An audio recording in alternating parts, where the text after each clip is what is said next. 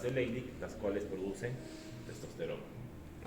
La otra gonadotrofina, la FSH o hormona folículo estimulante, también va al testículo. Ambas hormonas van al testículo, pero en este caso la FSH va a trabajar en otras células diferentes que son las células de Sertoli.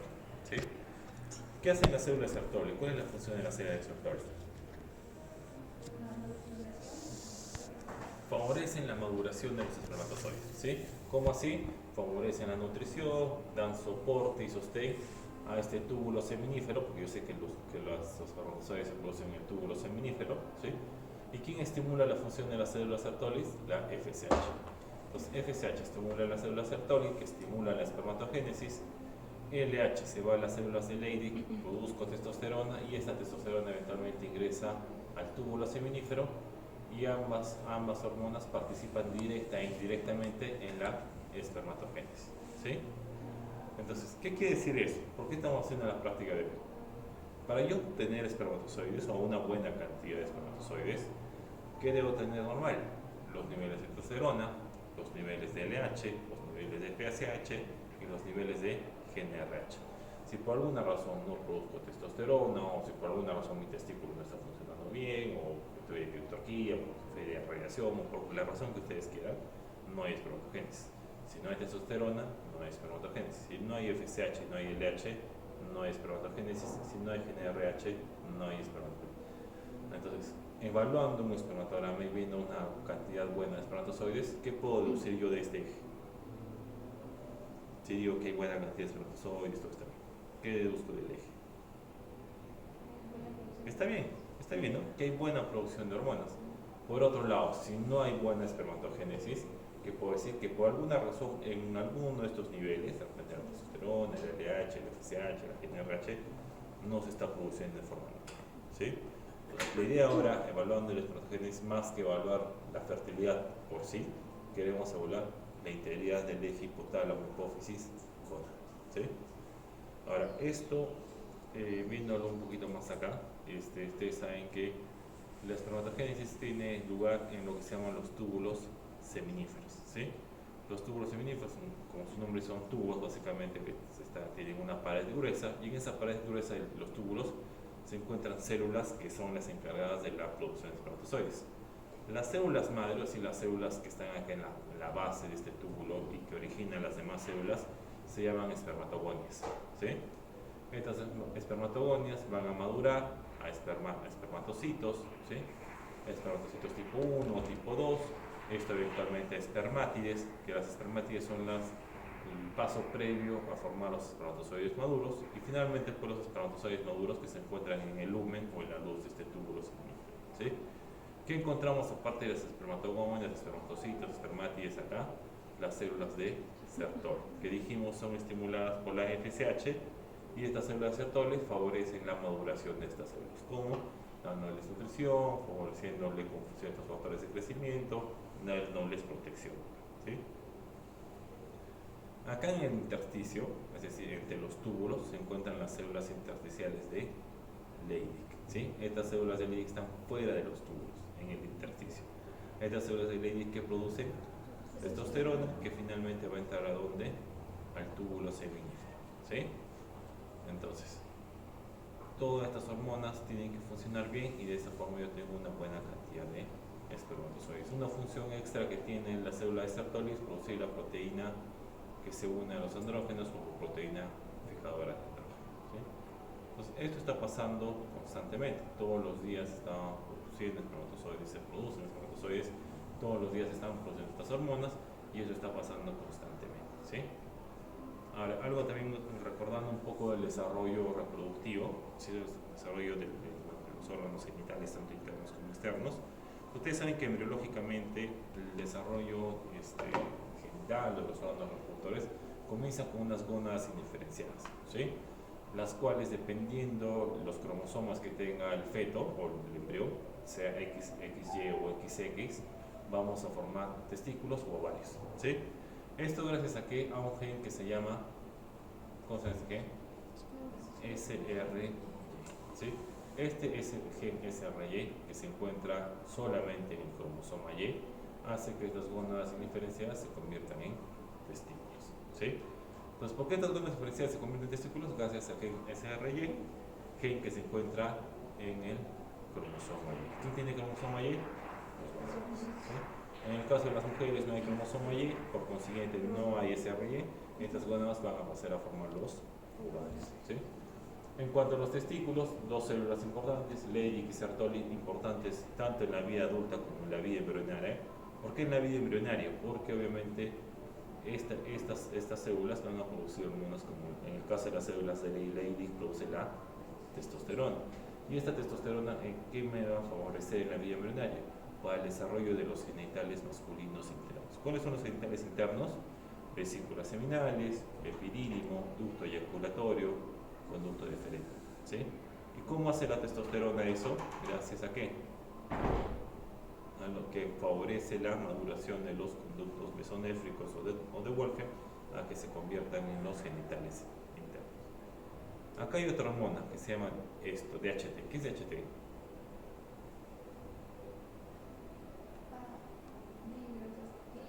Dihidrotestosterona, ¿sí? Que es un derivado de la testosterona. Hay una enzima que se llama 5-alfa reductasa que lo que hace es convertir la testosterona en dihidrotestosterona. ¿Qué hace esta dihidrotestosterona? Favorece el crecimiento y el desarrollo de los genitales externos masculinos. ¿Cuáles son los genitales externos masculinos? Pene, escroto, próstata, básicamente. ¿Sí? En el caso de las mujeres, obviamente se desarrollan los ovarios. Ustedes saben que los ovarios producen principalmente estrógeno, que también puede producir un poco de testosterona. ¿Qué va a hacer el estrógeno? Va a favorecer el desarrollo de los genitales externos femeninos, que son básicamente el clítoris, los labios mayores y menores, y la porción distal de la vagina. ¿Sí? ¿Qué más pasa en las mujeres? Ustedes saben también que hay otros conductos que se llaman paramesonéfricos o de Müller, ¿no? O müllerianos. ¿Qué va a pasar? Estos ductos obviamente este conducto se va a formar lo que es eventualmente los genitales femeninos internos. ¿Cuáles son los genitales internos? Útero, trompas de falopio y la parte proximal de la vagina. ¿Sí? A su vez, en los varones, las células sertolis producen MIF. ¿Qué es MIF? O FIN, si quieren en español.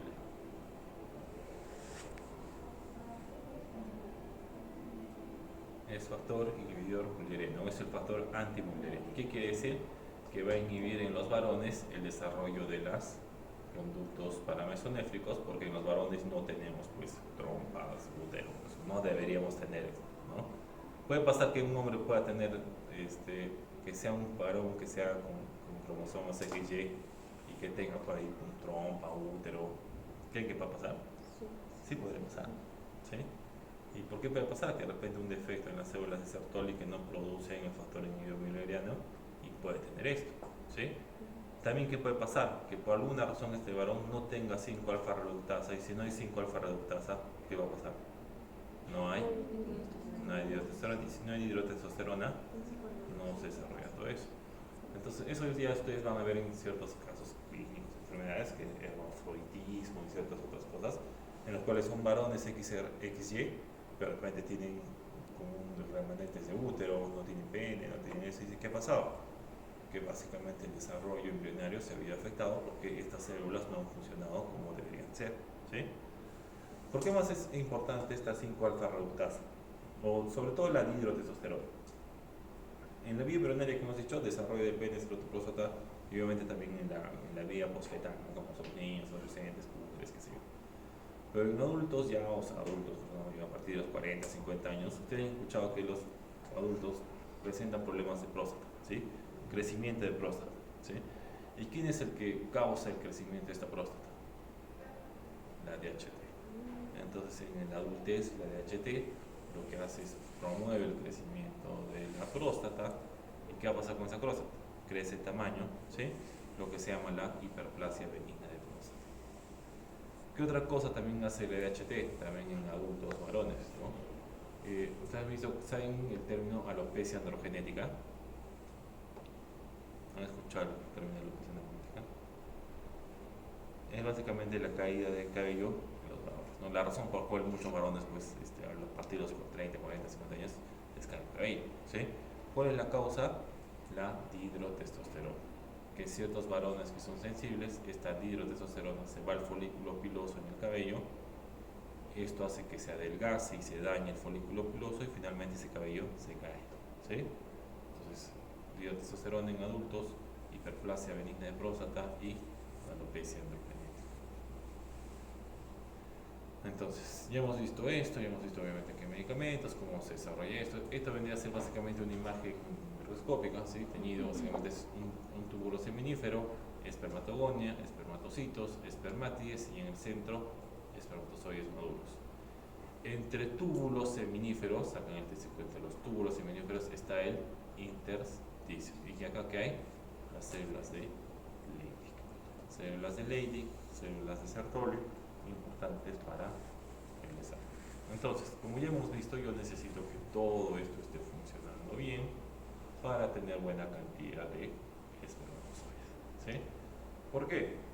Supongamos que por alguna razón esta persona tiene problemas testiculares. ¿Qué se les ocurre? ¿Por qué puede ser que el testículo no funcione bien? ¿Qué patologías o qué condiciones creen que pueda llevar a que este testículo no produzca testosterona o no haya buena espermatogénesis?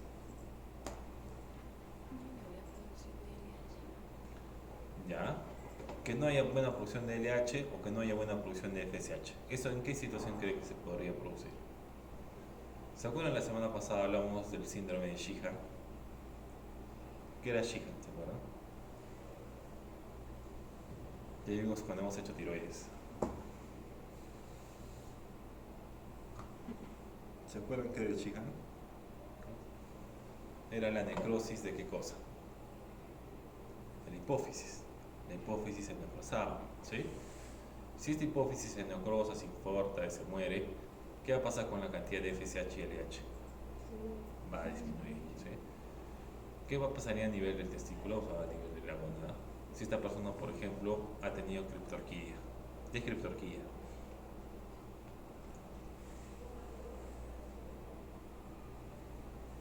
Es de embriología, chicos. ¿Qué era criptorquidia, se acuerdan? ¿Eh? No, ¿de qué? Cuando el testículo no desciende, ¿sí? ¿Y eso que puede originar? Infertilidad. Y en este caso, ¿por qué se produce infertilidad? Porque al estar a altas temperaturas no se produce la...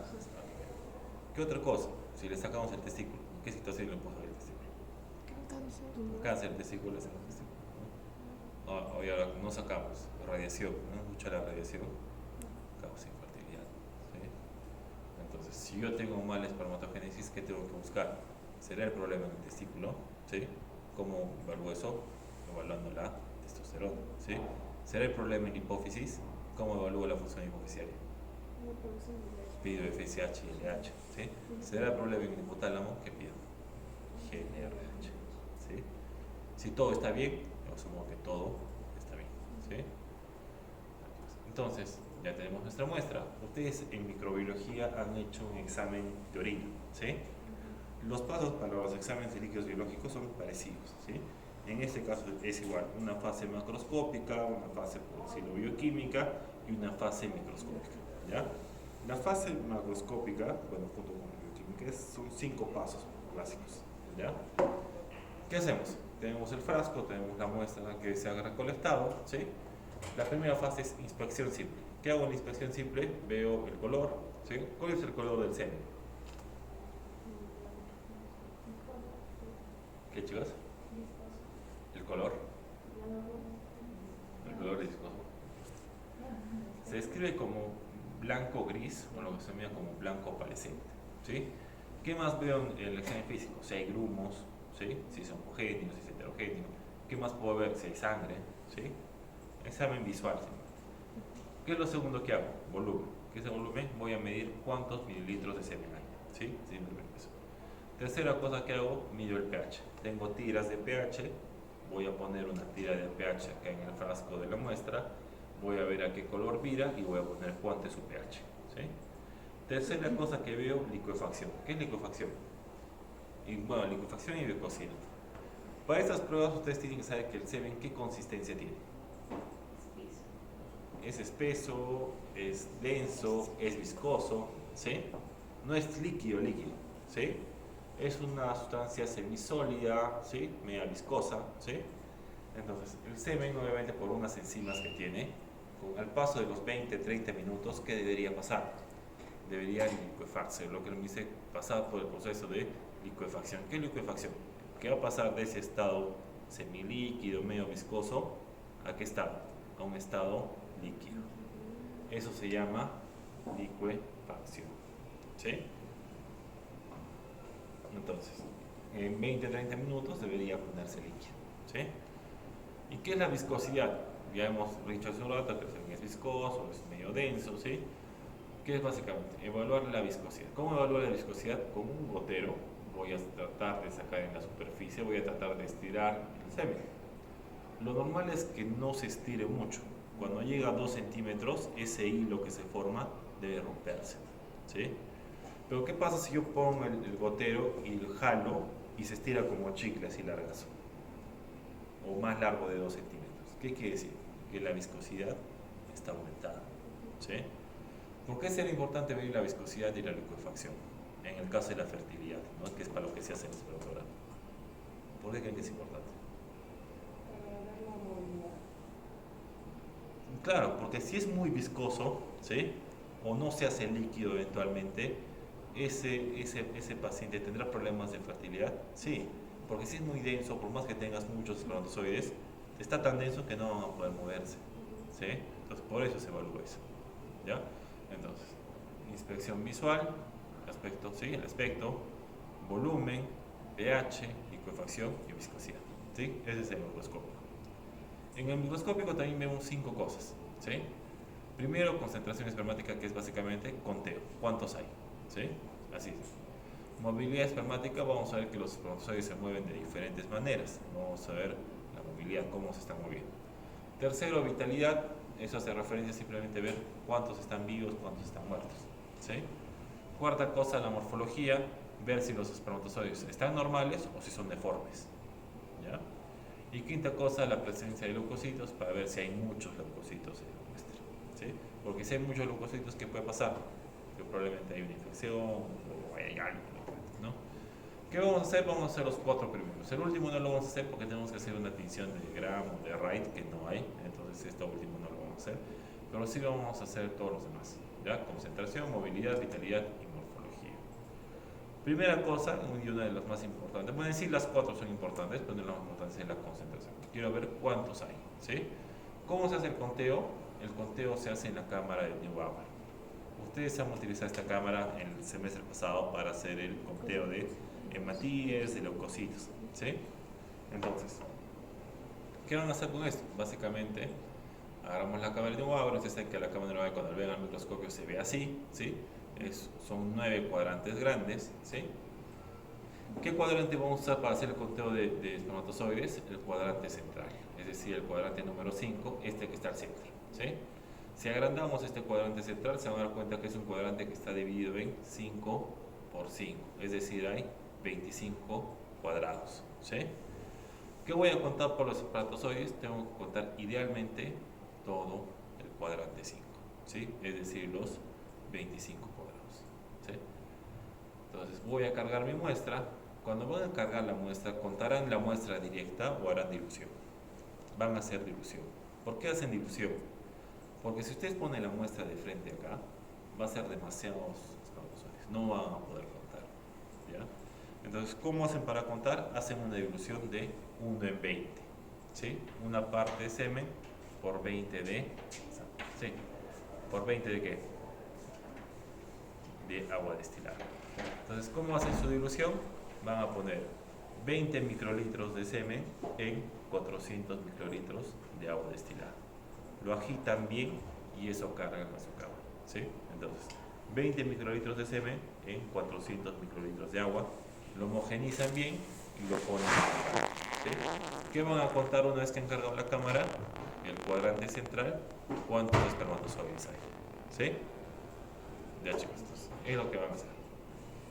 Ahora, ese valor que les sale, cuando han contado los 25 cuadraditos, ¿qué van a hacer?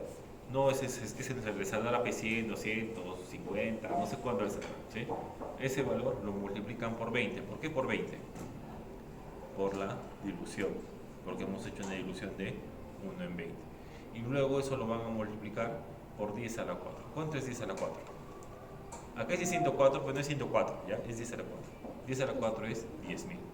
Entonces, al valor que van a contar en este cuadrante 5, es decir, los 25 cuadrados, lo multiplican por 20, que es la dilución, y lo multiplican por 10.000.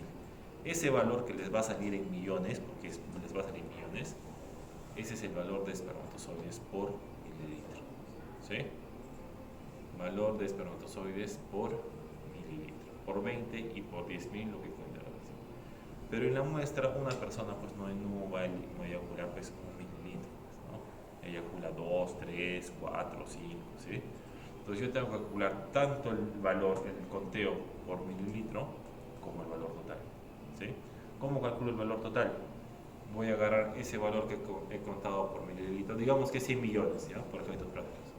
Y el volumen eyaculado ha sido 3,5 mililitros. ¿Cuánto es el conteo total? ¿Cuánto sería, chicos? Regla de 3 simple, vamos, chicos, ¿no? Si en 1 mililitro hay 100 millones, ¿cuánto habrá en el volumen total, que es 3,5 mililitros? ¿Cuánto sería, chicos? 350. Simplemente multiplicar 100 por 350. ¿Sí? Y ese valor lo anotan. ¿Sí? Ahora, si le sale valores altos, 500, 600, 1000 millones, no hay problema. ¿Ya? Lo anotan. Pues. No hay un límite técnicamente superior. ¿Ya? Límite inferior sí hay, pero superior no.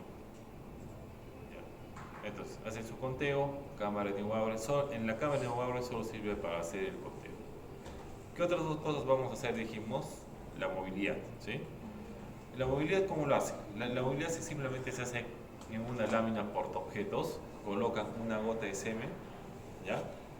Y obviamente podemos hacerlo. Lo ideal que les recomiendo que de repente hagan la movilidad también con la eosina, como vamos a ver ahorita, ¿ya?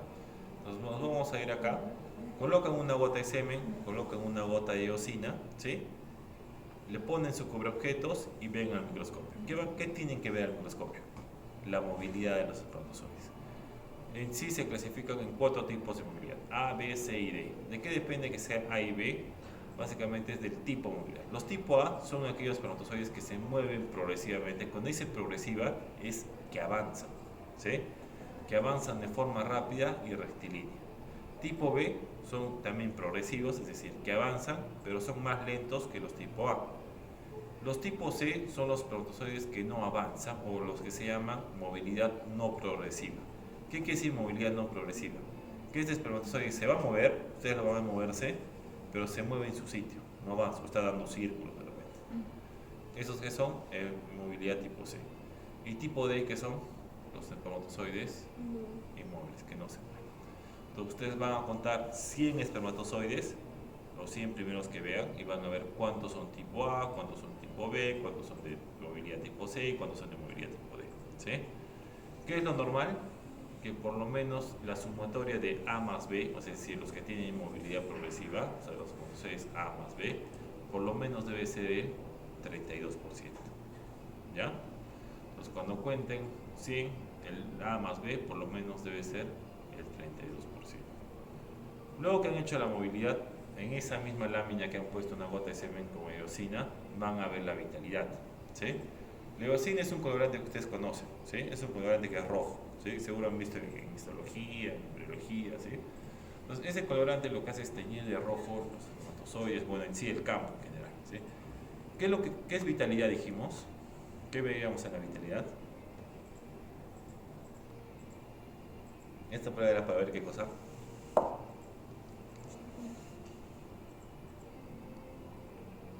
Simplemente era para ver cuántos están vivos, cuántos están muertos. Así es, ¿sí?